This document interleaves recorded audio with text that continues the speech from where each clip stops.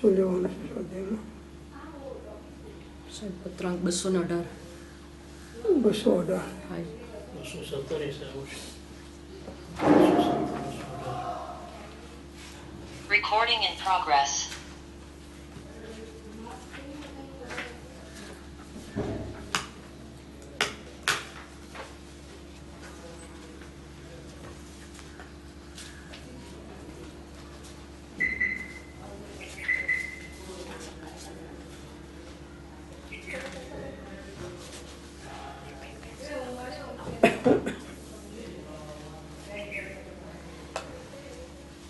ઓમ.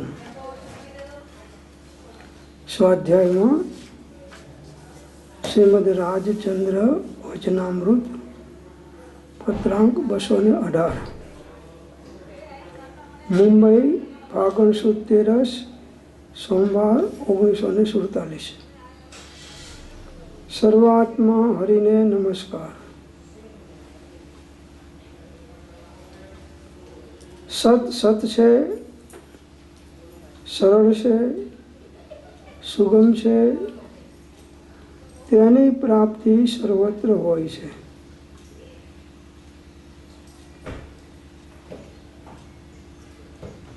સત છે, કાળથી તેને બાધા નથી, તે સર્વનું અધિષ્ઠાન છે, વાણીથી અકથ્ય છે, તેની પ્રાપ્તિ હોય છે અને તે પ્રાપ્તિનો ઉપાય છે. ગમે તે સંપ્રદાય દર્શનના મહાત્માઓનું લક્ષ્ય એક સતત છે. વાણીથી અકથ્ય હોવાથી મૂંગાની શ્રેણીએ સમજાયું છે, જેથી તેઓના કથનમાં કંઈક ભેદ લાગે છે, વાસ્તવિક રીતે ભેદ નથી. સર્વાત્મા હરિને નમસ્કાર. પરમાત્માને નમસ્કાર. સત સત છે. સત એટલે હોવાપણું. છે દ્રવ્ય સત છે, અનાદિકાળથી છે, અનંતકાળ સુધી રહેવાના છે. અને એ સત સરળ છે અને સુગમ છે, સહેલું છે. જો યથાર્થ તત્વની દ્રષ્ટિ જોઈએ તો સરળ છે, અને કલ્પનાથી જોઈએ તો અસરળ છે. સુગમ કોઈ વસ્તુ પ્રાપ્ત કરવાની સહેલામાં સહેલી હોય તો એ પોતાનું સ્વરૂપ છે, આત્મા છે, સુગમ છે. અને એની પ્રાપ્તિ સર્વત્ર દરેક જગ્યાએ જાઓ, જો સતની દ્રષ્ટિ થાય તો સત પ્રાપ્ત થયા વગર રહે નહીં. ગમે ત્યાં જાઓ, પાતાળમાં જાઓ, આકાશમાં જાઓ, દુનિયાના ગમે તે છેડે જાઓ, યથાર્થ દ્રષ્ટિ હોય તો એની પ્રાપ્તિ સર્વત્ર થાય છે. નરકમાં જીવો સમ્યક દર્શન પ્રાપ્ત કરી લે છે, દેવલોકમાં પણ સમ્યક દર્શન પ્રાપ્ત કરી લે છે, ચારે ગતિમાં પણ જીવ સમ્યક દર્શન પ્રાપ્ત કરી લે છે. સત છે, કાળથી તેને બાધા નથી, કેમ કે સત ત્રિકાળ છે. અમુક કાળમાં અમુક પ્રકારે છે, બીજા પ્રકારે એક જ પ્રકારે સત્યને કર્મ રહેલું છે અને કોઈ બાધા પહોંચતી નથી. કાળની, ક્ષેત્રની, ભવોની, ભાવોની, સત્ય સત જ રહેશે. આત્મા પણ સત છે. આત્મા સત ચૈતન્યમય, સર્વાભાસ રહિત, જેથી કેવળ પામીએ મોક્ષ પંથ તે રીત. એ સતને પ્રાપ્ત કરવા અનાદિકાળથી આપણે સતને છોડીને બીજા કાર્યોમાં શોધવા પડ્યા છીએ એટલે સત હાથમાં આવતું નથી. જીવ પોતે જ સત છે. સર્વનું અધિષ્ઠાન એ છે. બધા જીવોનું અધિષ્ઠાન એ સત આત્મા પોતે છે. એ વાણીથી કહી શકાય એવું નથી. માત્ર અનુભવ ગમ્ય છે, સ્વસંવેદન ગમ્ય છે. સાહેબ, અહીંયા અધિષ્ઠાન એટલે શું? અધિષ્ઠાન જેમાંથી ઉત્પન્ન થયું, જેમાં સ્થિર થયું અને જેનાથી લય થયો, અધિષ્ઠાન કહેવાય. તો એ ક્યાંયથી ઉત્પન્ન થયું નથી, ક્યારેય લય થવાનું નથી અને ક્યારેય એમાં કંઈ ફેરફાર થવાનો નથી. સર્વનું અધિષ્ઠાન છે.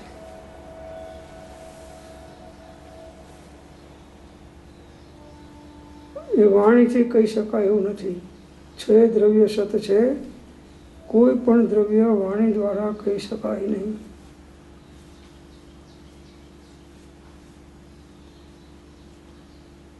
અનુભવ ગોચર માત્ર રહ્યું તે જ્ઞાન જો. જે પદ શ્રી સર્વજ્ઞ દીઠું જ્ઞાનમાં કહી શક્યા નહીં પણ તે શ્રી ભગવાન જો. તે સ્વરૂપને અન્ય વાણી તે શું કહે? અનુભવ ગોચર માત્ર રહ્યું તે જ્ઞાન જો. ભગવાન પણ કેવળ જ્ઞાની પરમાત્મા, પૂર્ણ જ્ઞાની પૂર્ણ ભગવાન, એ પણ આ સતને વાણી દ્વારા પૂર્ણ રૂપે કહી શકતા નથી. જે અવક્તવ્યનું પડખું છે એ તો અવક્તવ્યનું પડખું એમ જ રહેશે. અવક્તવ્ય કદાચ વ્યક્ત કરી શકાતું નથી, વ્યક્ત કરી શકાતું નથી, અવ્યક્ત છે. તેની પ્રાપ્તિ હોય છે, એની અનુભૂતિ થાય છે અને એ પ્રાપ્તિનો ઉપાય પણ છે. એટલે મોક્ષ પણ છે અને મોક્ષનો ઉપાય પણ છે. જો મોક્ષ ના હોય તો આ બધો પ્રયત્ન કરવાની કંઈ જરૂર નથી અને એનો ઉપાય કરીને અનંતા જીવો મોક્ષ પામે છે, વર્તમાનમાં પામે છે અને ભવિષ્યમાં પણ પામશે. ઉપાય તો છે.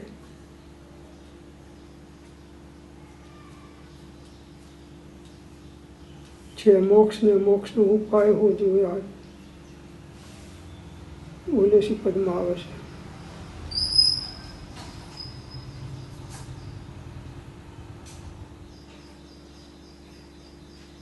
ગમે તે સંપ્રદાય દર્શનના મહાત્માઓનો લક્ષ્ય એક સતત છે, ચાર વાક સિવાય. ગમે તે સંપ્રદાય હોય, દરેક આત્માની વાત જ કરે છે. જેટલે સુધી એમની દ્રષ્ટિ પહોંચી, અનુભવ થયો ત્યાં સુધી કહી શકે છે. આગળની ભૂમિકાનું વર્ણન કરી શકતા નથી. પૂર્ણ જ્ઞાનીઓ એનું જેટલું વક્તવ્યપણે કથન કરી શકાય એટલું કરે છે. તો દરેક સંપ્રદાય આત્માની વાત તો કરે છે, ચાર વાક સિવાય. કોઈ કહે છે આત્મા નિત્ય છે, કોઈ કહે છે અનિત્ય છે, કોઈ કહે છે એક છે, કોઈ કહે છે કે અનેક છે, કોઈ કહે છે કે બંધાયેલો છે, કોઈ કહે છે મુક્ત થાય છે, મુક્ત છે. આવા અનેક ભેદોના કથનો જુદા જુદા સંપ્રદાયોની અંદરમાં કરવામાં આવેલા છે. પણ દરેક દર્શનના મહાત્માઓને આત્મા પ્રાપ્ત કરવાનું ધ્યેય તો છે. ઉપાય સાચો નહીં હોવાથી પ્રાપ્તિ થતી નથી, પણ ધ્યેય તો દરેકનો સાધકનો મોક્ષનો છે, સત પ્રાપ્ત કરવાનો છે. તો દરેક ધર્મના મહાત્માઓનો લક્ષ્ય એક સતને પ્રાપ્ત કરવું તે જ છે. વાણીથી અકથ્ય હોવાથી મૂંગાની શ્રેણીએ સમજાવ્યું છે.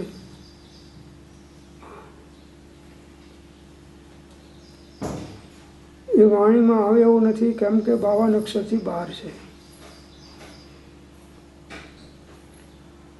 કેવળ જ્ઞાન પરમાત્માની વાણી એ પણ પૂર્ણ રીતે આત્માને પ્રગટ કરી શકતી નથી. વાણીમાં એ શક્તિ નથી અને આત્મા વાણીમાં આવી શકે એવો નથી. એ માત્ર સ્વસંવેદન ગમ્ય છે.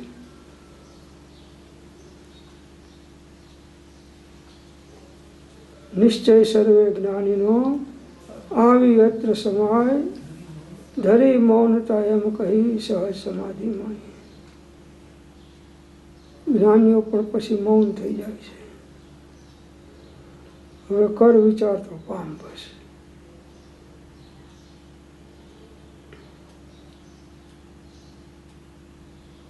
પાત્રતા હશે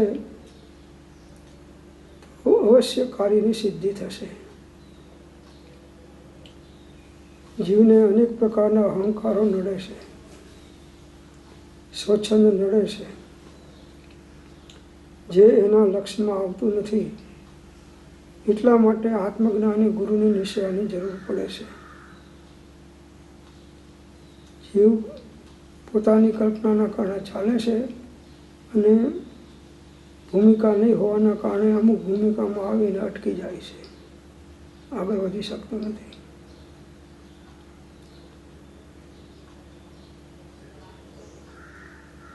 વાણીથી અકથ્ય હોવાથી મૂંગાની શરણે સમજાયું છે. ભગવાન પણ કેવો જ્ઞાની પરમાત્મા જો વાણીથી કહી શકે નહીં તો બીજા છદમસ્ત જીવો તો ક્યાંથી કહી શકે. સાકળ ગળી છે, તમે ચાખી અને તમને કોઈ પ્રશ્ન કરે કે ગળપણ એટલે શું, તો ગળપણ વર્ણનમાં ના આવી શકે.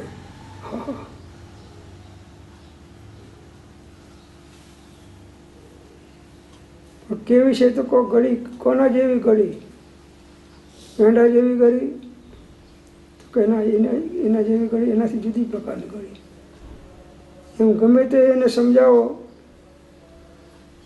પણ જ્યાં સુધી એ સાકર મોઢામાં મૂકે નહીં ત્યાં સુધી એ સાકર નું સ્વરૂપ સમજી શકે નહીં, કેમ કે વાણીથી અકથ્ય છે. છ દ્રવ્ય વાણીથી અકથ્ય છે.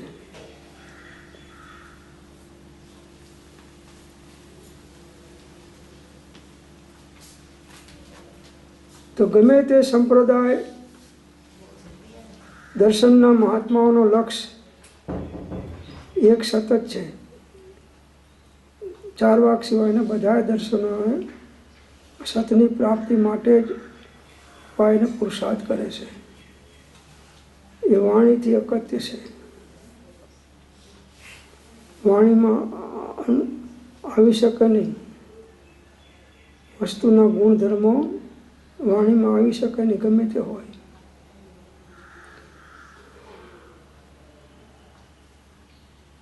52 અક્ષરથી બહાર છે.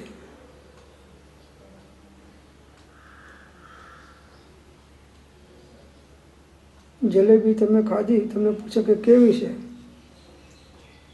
બહુ સરસ. પણ સરસ એટલે કેવી કે એકદમ ગળી, આમ ઘીથી લથબથતી હોય અને જે થાય બધું કરી શકો, પણ જે જલેબીનો સ્વાદ છે એ સ્વાદનું વર્ણન તમે કરી શકો નહીં. એમ જ્ઞાનીઓએ આત્માના અનુભવનું વર્ણન ઘણું કર્યું છે, પણ છતાં જે અનુભવમાં જ આવ્યું છે એનું વર્ણન થઈ શકતું નથી.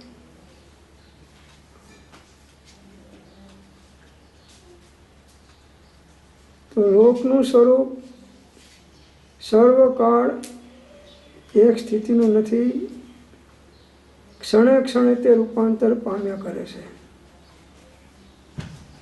આજે જોયું એ કાલે નહીં જોયા. જેમ વાદળા આવશે, એક રાજા હતો ચિત્રકાર, અને મહેલની અગાસી ઉપર બેઠેલો, જોયું કે આવું ભવ્ય મંદિર મારે બનાવવું છે. આકાશમાં મંદિરનું સીન આવ્યો. પોતે ચિત્રકાર હતો એટલે હું કહું ચિત્રી નાખું ને પછી આ જ પ્રમાણે બનાવું. એ કાગળ ને પેન્સિલ લઈ એને આવ્યો, ત્યાં સુધીમાં વાદળાઓ વિખરાઈ ગયો, ખલાસ પતી ગયો.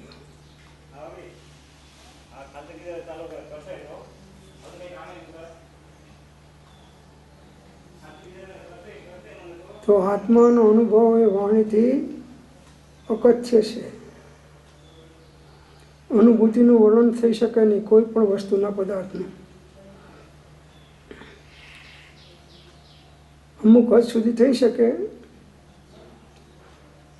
વક્તવ્ય હોય એટલું કહી શકાય, અવક્તવ્યનું પડખું કહી શકાતું નથી, ભલે કેવો જ્ઞાની પરમાત્મા હોય તો પણ.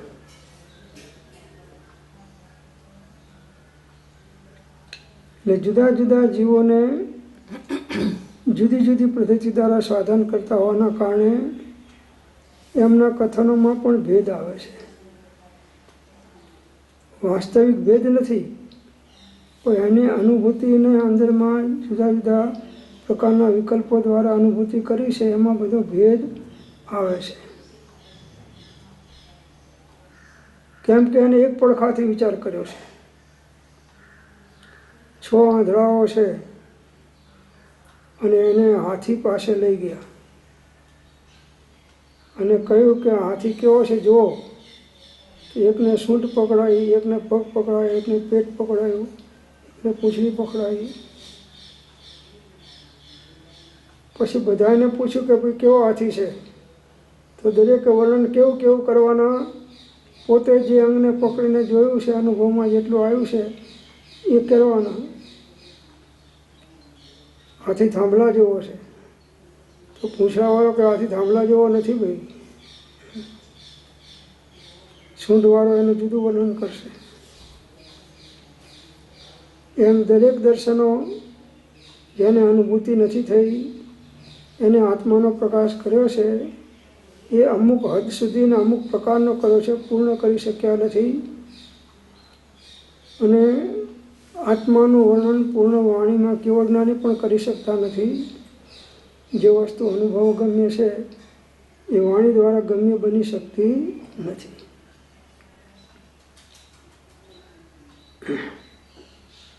તમે અહીંયા આગળ સુખડી ગરમ ગરમ ખાઓ છો અને અમારે હજી જમવા બેસવાનું છે, અમે તમને કે સુખડી કેવી છે? બહુ સરસ સાહેબ, આજની સુખડી તો કોઈ અદ્વિતીય છે. સ્વર્ગ લોકમાં તો શું, મોક્ષમાં ના મળે આવે સુખડી છે આ તો. હવે એને ખ્યાલ નથી કે મોક્ષમાં કેવું સુખ હોય અને સુખડી ખાવામાં કેવું સુખ હોય, એ બેનો ભેદ એને અજ્ઞાનીને ખબર નથી.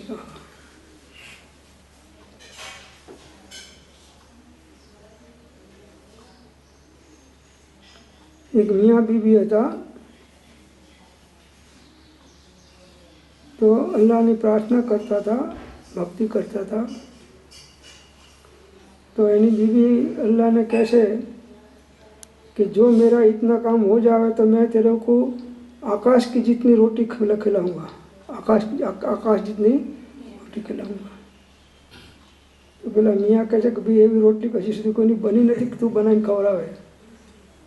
હું શું બોલે છે ગપ્પા મારે કે નહીં, ગપ્પા નહીં મારતું, मैं तो अल्लाह को फुसलाती हूँ, अल्लाह ने હું ફુસલાવું છું.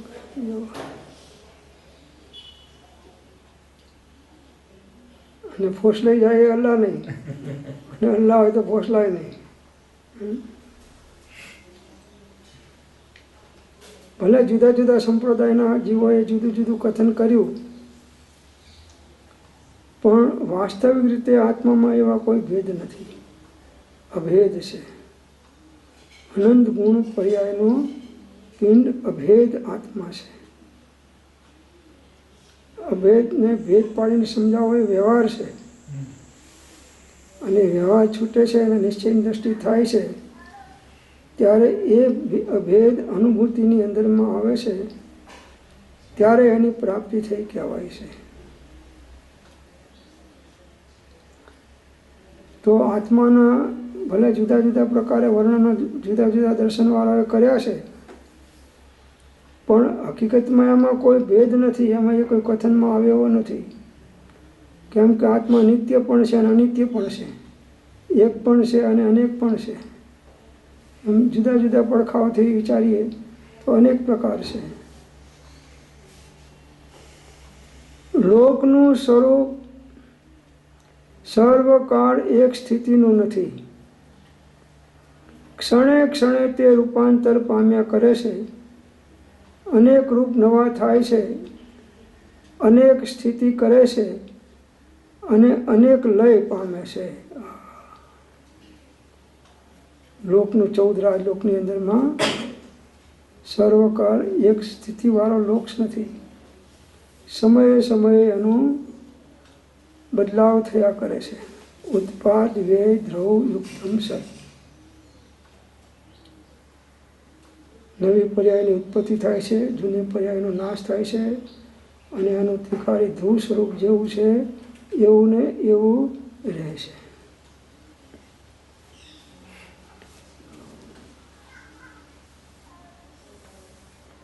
અનેક રૂપ નવા થાય છે. આ જગ્યામાં તમે 50 વર્ષ પહેલાં આવ્યા તો ખેતર હતું, જંગલ હતું, અને 50 વર્ષ પછી જશો તો અહીં બીજું હશે પાછું કંઈક. અને કોઈ ટ્રસ્ટીઓ નહીં હોય. અને જમીન જે પડી છે એના માલિક અનેક બદલાઈ ગયા હશે. જ્યાં જ્યાં જન્મ્યા ત્યાં ત્યાં બધે મારું મારું કર્યું છે.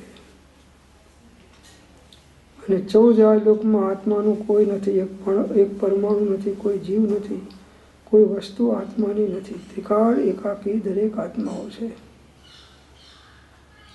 એનો લક્ષ થતો નથી. એટલે સંયોગોની અંદરમાં જે ચેતન અચેતન મિશ્ર પદાર્થો હોય છે એમાં જીવ રાગ દ્વેષ મોહ ભાવ કરી અને બંધાય છે. કંઈ તમારું નથી.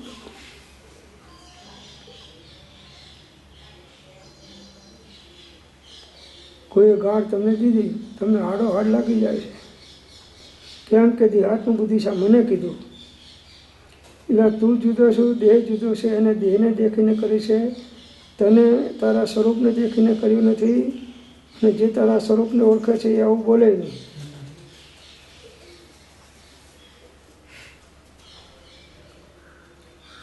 દેહાત્મ બુદ્ધિ ટળ્યા વગર આત્માની શાંતિ ધર્મની શરૂઆત થઈ શકે એમ નથી.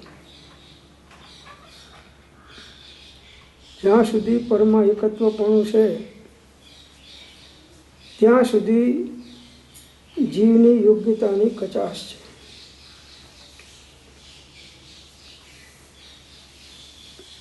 આપણે બહાર કોઈ જીવ મળે કે અમારા મકાનમાં આવજો, અમારા રૂમમાં આવજો, એટલે પણ આ રૂમમાં પહેલાં બીજા હતા ને પછી બીજા આવશે. આ વર્તમાનમાં થોડો સમય તું છું, એમાં તારી ક્યાં થઈ ગઈ?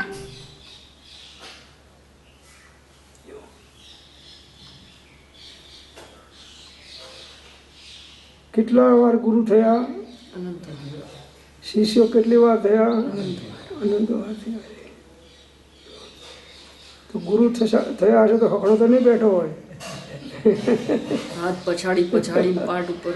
હા, સમજાણું કાંઈ?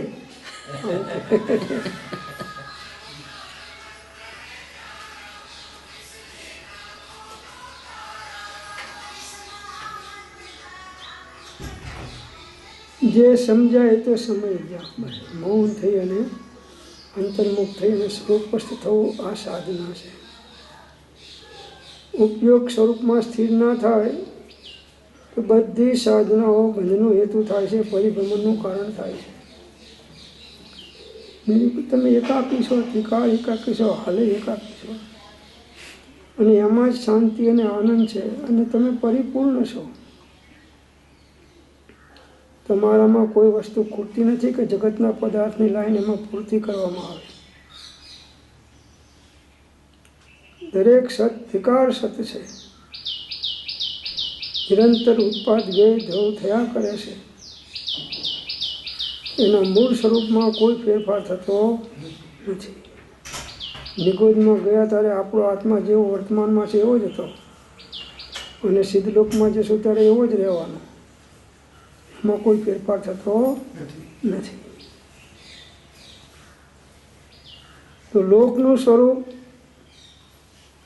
સર્વકાળ એક સ્થિતિનું નથી.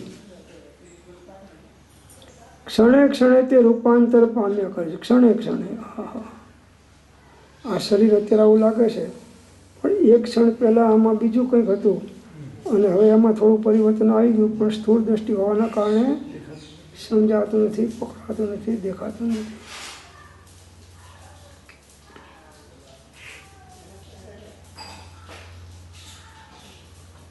અનેક રૂપ નવા થાય છે, જૂના વિખરાઈ જાય છે, નવા રૂપો થાય છે, અનેક સ્થિતિ કરે છે અને લય પામે છે.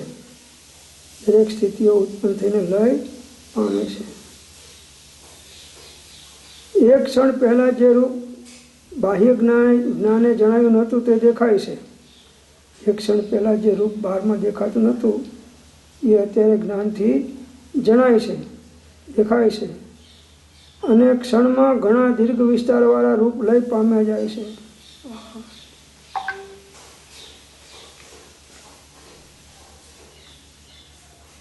ક્ષણમાં મોટા વિસ્તારોના વિસ્તારો લય પામી જાય છે. એક બોમ્બ પડે છે,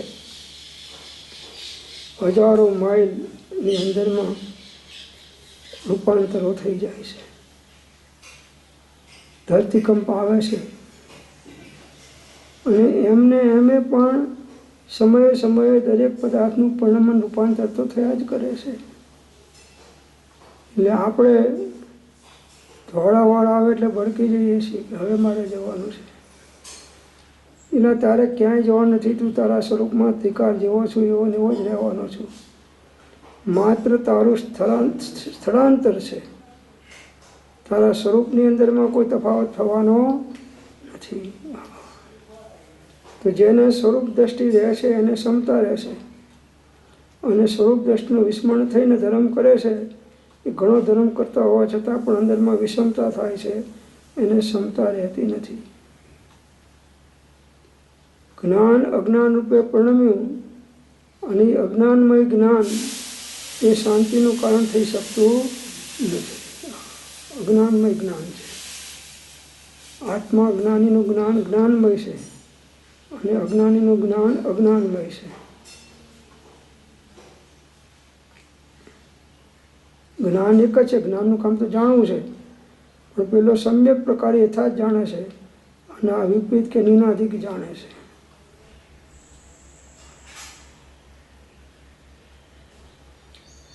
તો અનેક રૂપ નવા થાય છે, અનેક સ્થિતિ કરે છે અને અનેક લય પામે છે. એક ક્ષણ પહેલાં જે રૂપ બાહ્ય જ્ઞાને જણાયું નહોતું તે દેખાય છે. એક ક્ષણ પહેલાં જે નહોતું દેખાણું એ દેખાય છે. અને ક્ષણમાં ઘણા દીર્ઘ વિસ્તારવાળા રૂપ લય પામી જાય છે. એક ક્ષણમાં ઘણા સમયના પદાર્થો હોય એ નાશ થઈ જાય છે. આ અનાદિકાળથી ઉત્પાદ વ્યય દ્રવ ચાલ્યા જ કરે છે દરેક દ્રવ્યોમાં. આપણને અત્યારે થાય છે કે ચામડી ખલાસ થઈ ગઈ, વાળ ધોળાઈ ગયા, હવે ઘડપણ આવ્યું. તો ઘડપણ આવવાની શરૂઆત તો તમે જન્મ્યા ત્યાંથી શરૂ થઈ ગઈ છે, ખ્યાલ આવે છે. એટલે બાળ અવસ્થા છે, પછી યુવા અવસ્થા આવશે, પછી ઘડપણ આવશે, પણ એની શક્તિ સત્તા તો પડી છે કે નહીં? પડેલી છે. હવે કાચના સામે ઊભો રહે દર્પણની સામે અને કાળાવાળા ગમે એટલા ધોળા ધોળા આમ કાઢીને નાખી દે તો એથી કંઈ હવે એને નવા કાળા થોડા ઉગવાના છે, એટલે ધોળા છે, ધોળા જવાના છે. જીવને ધોળા વાળ ગમતા નથી, કાળા વાળ ગમે છે. પછી કલર નાખે, એ કલરથી કપડાં બગડે ને માથું બગડે તો વાંધો નહીં, પણ બાલ ધોળા દેખાવા જોઈએ નહીં.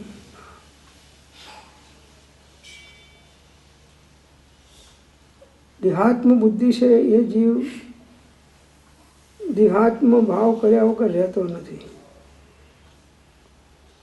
એને પ્યોર આત્મભાવ થવો બહુ દુર્લભ થઈ જાય છે જ્યાં સુધી પદાર્થનો નિર્ણય સમ્યક પ્રકારે ના થાય.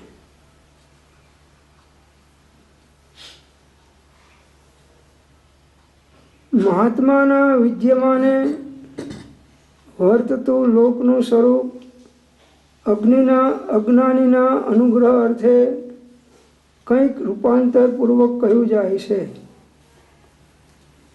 મહાત્માના વિદ્યમાને વર્તતું લોકનું સ્વરૂપ એ અજ્ઞાનીની કૃપાના માટે કંઈક રૂપાંતર કરીને જ્ઞાનીઓ એને સમજાવે છે કે જેથી એની સમજમાં આવી શકે એની ભૂમિકા અનુસાર. વસ્તુ જે છે એ જ રહેવાની છે, પણ સમજાવવાની શૈલી પદ્ધતિ વિસ્તારવાળી હોવાના કારણે પેલાને સહેજમાં સમજમાં આવી જાય. દીર્ઘ વિસ્તારવાળા રૂપ લય પામ્યા જાય છે. ક્ષણમાં હજારો વર્ષનું મકાન હોય એ ક્ષણમાં નાશ થઈ જાય છે, અને કોઈ તો બનતા નાશ થઈ જાય છે. તો જેનો નામ એનો નાશ તો છે. જે દેખાય છે એમાં પરિવર્તન તો આવશે, કેમ કે એ અનેક પ્રકારના પૂતગલ પરમાણુના પિંડ જુદા જુદા આકારે દેખાય છે અને એ વિખરાઈ જવાના છે.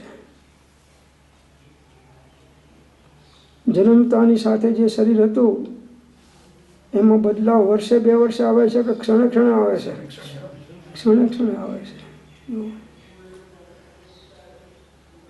અને છતાં અત્યારે પાછા અરીસા ભુવનમાં આપણે જઈએ તો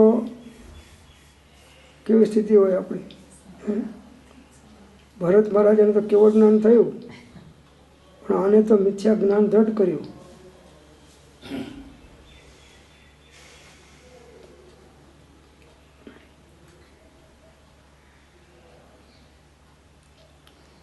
ધોળો ડાઘોય ગમે નહીં અને કાળો ડાઘોય ગમે નહીં.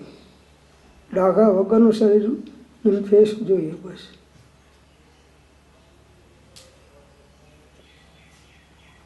મહાત્માના વિદ્યમાને વર્તતું લોકનું સ્વરૂપ અજ્ઞાનીના અનુગ્રહ અર્થે કંઈક રૂપાંતરપૂર્વક કહ્યું જાય છે.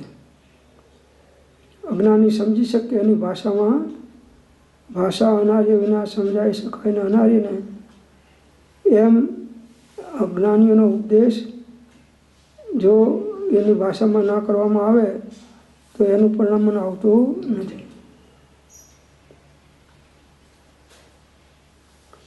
પણ સર્વકાળ જેની એક સ્થિતિ નથી એવું રૂપ સત નહીં હોવાથી ગમે તે રૂપે વર્ણવી તે કાળે ભ્રાંતિ ટાળી છે. સર્વકાળ જેની એક સ્થિતિ નથી, જે રૂપો બહારમાં દેખાય છે એ સમયે સમયે પરિવર્તન થાય છે, પણ સ્થૂળ દ્રષ્ટિમાં લાંબા સમયે પરિવર્તન આપણને દેખાય છે. તો એ બહારમાં જે દેખાય છે એ સત નથી, એ તો અનેક પરમાણુનો પિંડ છે, અને એક પરમાણુ છે એ સત છે, એક આત્મા છે એ સત છે, 6 દ્રવ્ય સત છે.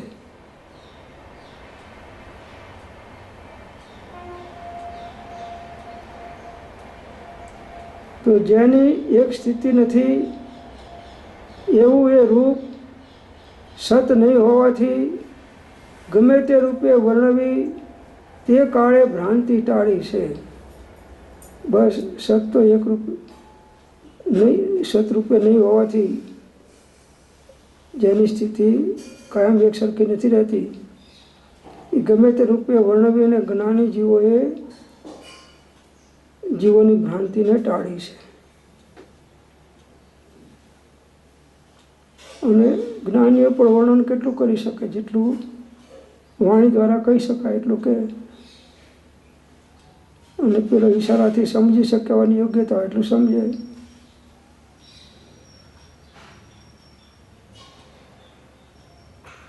તો બહાર જીવો તો તે સ્વરૂપને શાશ્વત રૂપ માની લઈ ભ્રાંતિમાં પડે છે. અજ્ઞાની જીવો છે એ જુદા પ્રકારના સ્વરૂપનો નિર્ણય કરી અને પોતાને એ શાશ્વત માને છે. આત્માનો યથાર્થ નિર્ણય અનુભવાત્મક રીતે એને થયો નથી, એટલે એ ભ્રાંતિ છે. અને મોટામાં મોટો રોગ હતો ભ્રાંતિ એટલે મિથ્યાત્વ છે. આત્મભ્રાંતિ સમરોગ નહીં, સદગુરુ વૈદ્ય સુજાણ, ગુરુ આજ્ઞા સંપત્તિ નહીં, ઔષધ વિચાર ધ્યાન. બાળ જીવો એટલે અજ્ઞાની જીવો તો જે વર્તમાનમાં સ્વરૂપ દેખાય છે એને શાશ્વત માની રહેશે.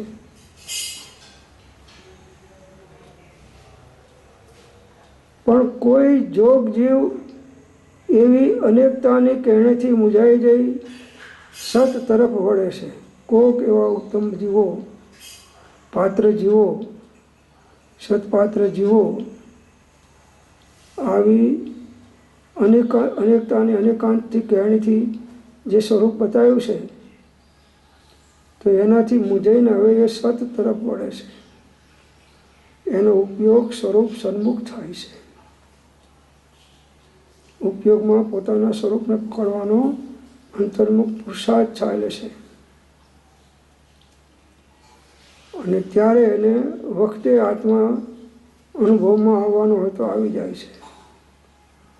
જેમ પોલીસવાળાઓ કોમ્બિંગ કરે છે અને વખતે કંઈક હોટલમાં ગુનેગારો હોશિયાર રૂમમાં કંઈ રહેલા હોય તો પકડાઈ જાય છે.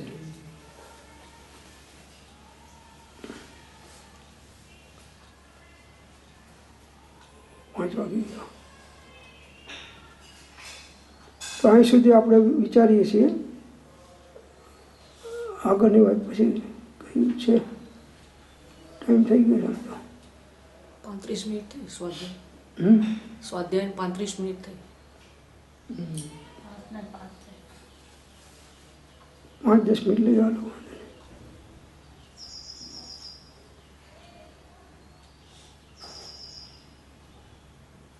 તો સર્વકાળ જેની એક સ્થિતિ નથી એવું એ રૂપ સત નહીં હોવાથી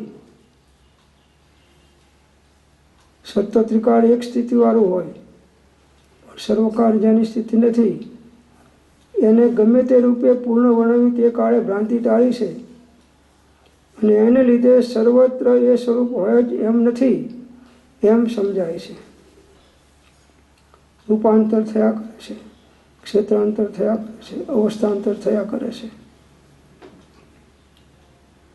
બાળ જીવ તો તે સ્વરૂપને શાશ્વત રૂપ માની લઈ ભ્રાંતિમાં પડે છે. અજ્ઞાની જીવો એ વર્તમાનમાં જે સ્વરૂપ બાહ્યમાં છે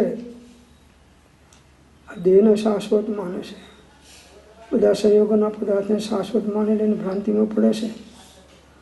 પણ કોઈ જોગ જીવ, કોઈ પાત્ર જીવ એવી અનેકતાની કહેણાથી મૂંઝાઈ જઈ સત તરફ વળે છે. જ્યારે સાધવાદનો આશ્રય કરે છે કોઈ યોગ્ય જીવો, પાત્ર જીવો, તો હવે જોવે છે કે આ સત શું છે એને પકડ્યા વગર મારું કામ થવાનું નથી. એટલે હવે એનો ઉપયોગ સત બાજુ વળે છે. સત તો શાશ્વત ત્રિકાળી એક સ્વરૂપે છે અને ઉપયોગ અને સ્વરૂપ સત એ કથનચિત એક છે. એ ઉપયોગ જે બહિર્મુખ હતો એ હવે અંતર્મુખ કરીને સત તરફ વાળે છે. ઘણું કરીને સર્વ મુમુક્ષો એમ જ માર્ગ પામ્યા છે. જેને ઉપયોગ સત તરફ વળ્યો, બુદ્ધિપૂર્વક કે અબુદ્ધિપૂર્વક આત્માનો અવલંબન લીધો, ઉપયોગને એમાં સ્થિર કર્યો, તો કોઈ ભવ્ય જીવોને એ આત્માની અનુભૂતિ થઈ જાય છે. ઉપયોગ અંશે પણ આત્મામાં સ્થિર ના થાય તો અનુભૂતિ થતી નથી. કેમ કે ઉપયોગમાં એક સમયે બે કામ થાય નહીં. એ સ્વને પકડે ને પરને પકડે એમ બનવાનું નથી. જ્યારે સ્વને પકડશે ત્યારે પરના વિકલ્પ નથી અને પરના વિકલ્પ છે ત્યારે ઉપયોગ સ્વમાં સ્થિર નથી. સમય ભેગતો રહેવાનો.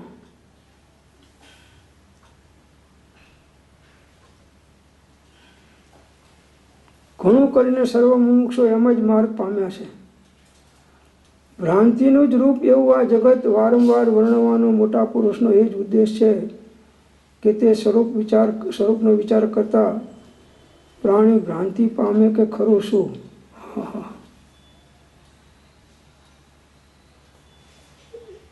મોટા ભાગના મુમુક્ષો આ જ રીતે માર્ગ પામ્યા છે એમ કહે છે.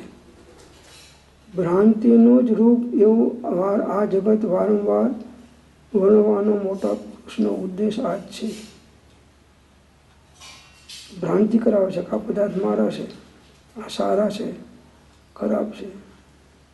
તમને જે પદાર્થ સારો લાગે છે બીજાને ખરાબ લાગે છે, તમને જે ખરાબ લાગે છે બીજાને સારો લાગે છે.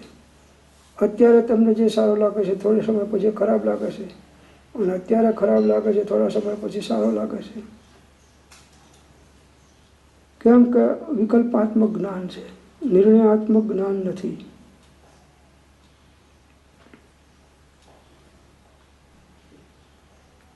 તો ઘણું કરીને સર્વ મુમુક્ષો એમ જ માર્ગ પામ્યા છે. ભ્રાંતિનું જ રૂપ એવું આ જગત વારંવાર વર્ણવાનો મોટા પુરુષોનો એ જ ઉદ્દેશ છે કે તે સ્વરૂપનો વિચાર કરતા પ્રાણી ભ્રાંતિ પામે કે ખરું શું આ આત્મા હવે કેવો છે. અમુજણ થાય ત્યારે જીવ માર્ગ શોધે, અમુજણમાં આવ્યા વગર જીવ માર્ગ શોધતો નથી. આમ અનેક પ્રકારે કહ્યું છે, તેમાં શું માનવું? અનેક પ્રકારે વાતો મહાપુરુષોએ અને અજ્ઞાનીઓને શાસ્ત્રોમાં કરી છે જુદા જુદા પડખાઓથી. તો કોને સાચું માનવું અને મને શું કલ્યાણકારક? આ અગત્યની વાત છે. હું જે કંઈ પ્રવૃત્તિ કરું છું એમાં મને કલ્યાણકારક સ્વરૂપ શું છે? મારું કલ્યાણ શેમાં છે?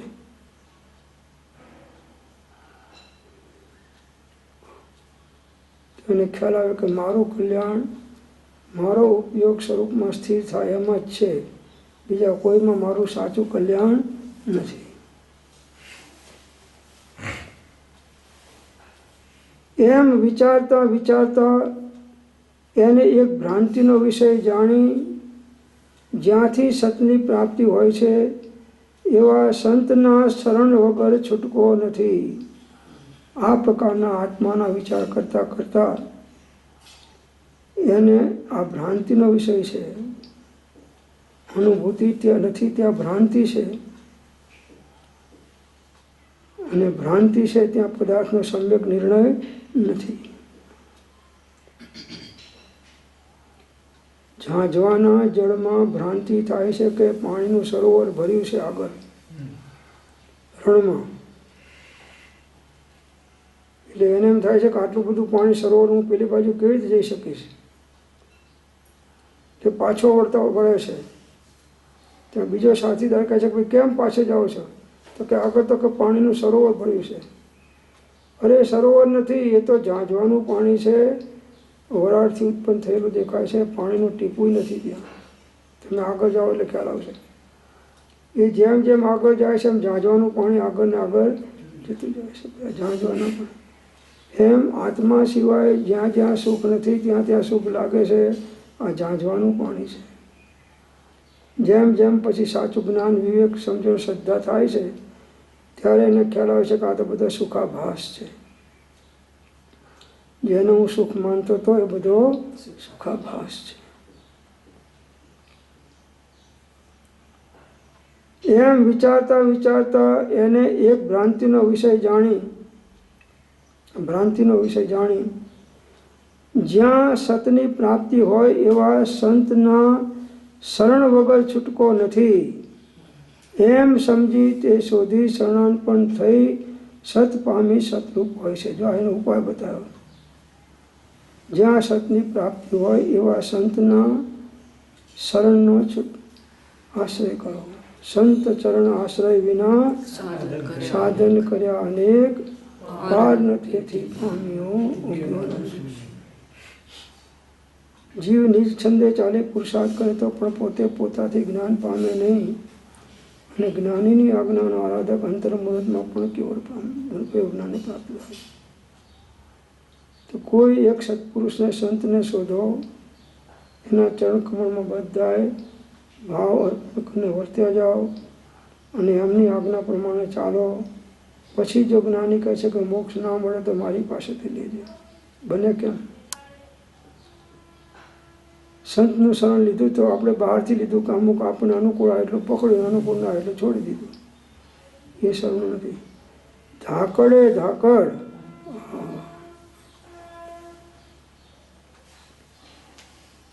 સંત પણ પરીક્ષા કરે. તમે જેમ એમની પરીક્ષા કરો એમ તમે એ પરીક્ષા કરે છે કે આજ્ઞાંકિત છે કે નહીં. તો એમને કહે કે આ ચા પી લો, તો કે સાહેબ હું ચા નથી પીતો, પણ પી લો, આજે પી લો. ના સાહેબ મારા નિયમ છે. સારું રહેવા દો. ચકાસણી કરી લીધી. ખીચડી કે ભાત મૂકો છો કુકરમાં, પછી ખોલો છો તો 2 દાણા દબાવો છો ને આખી ખીચડીનું માપ કાઢી લો છો. બસ એમ જ્ઞાનીઓ સામેલો જીવ કેટલો સ્વચ્છંદમાં છે, કેટલો આજ્ઞાંકિત છે, કેટલો વિનયવાન છે, કેટલો પાત્ર છે, કેટલો અપાત્ર છે, એ જ્ઞાનીઓ 1 સેકન્ડમાં માપી લે છે કે આ સ્વચ્છંદથી ચાલે છે કે આજ્ઞાંકિત છે કે શ્રદ્ધા પ્રમાણે ચાલે છે, કેટલી પાત્રતા છે, કેટલી નથી, બધું જોવે છે. અને જીવનો અહમ જીવને નડે છે એટલે એ જ્ઞાનીની આજ્ઞા પ્રમાણે ચાલતો નથી અને એ કલ્યાણથી વંચિત રહી જાય છે.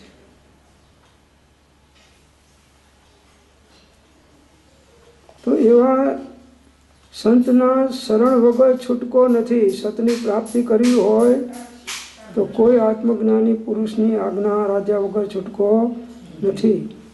એમ સમજી તે શોધી સત્પુરુષને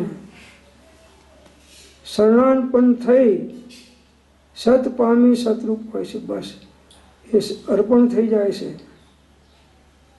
કપટ રહિત થઈ આત્મ અર્પણ આનંદ ઘનપદ રે, એ અર્પણ થઈ જાય છે અને સતને પ્રાપ્ત આત્માના અનુભવને પ્રાપ્ત કરી અને એ સતરૂપ થઈ જાય છે. આ અનાદિકાળનું આ સ્વરૂપ ચાલ્યું આવે છે. એ પ્રમાણે આપણે આગળ વધી અને માત્ર એક સત્પુરુષને શોધો, એના ચરણકમળમાં સર્વભાવ અર્પણ કરીને વર્ત્યા જાઓ. પછી જો જ્ઞાની કહેશે કે મોક્ષ ના મળે તો મારી પાસેથી લેજો. આટલી ગેરંટી આપી છે છતાંય આપણે એ પ્રયત્ન નથી કરતા અને પોતાની સ્વચ્છંદતાથી સાધના કરીએ છીએ, પણ કોઈ જ્ઞાનીના સંપૂર્ણ સરેન્ડર થઈ અને શરણે જતા નથી. Unconditional surrender. તમે સગપણ કરવા ગયા ત્યારે પતિને કે પત્નીને પૂછ્યું કે મારો છોકરો થશે કે નહીં થાય, થાય ખબર ના થાય તો મારે કામ ના આવે કે તો વાંઢી રહીશ, મૂકને ઠેકાણે પડી જાય ને જલ્દી.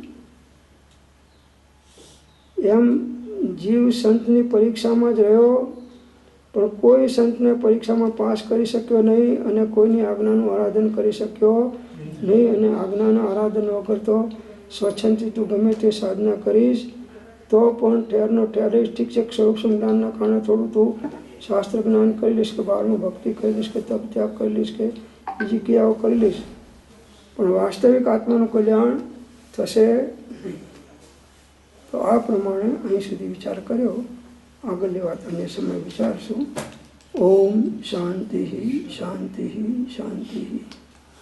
જીનવાણી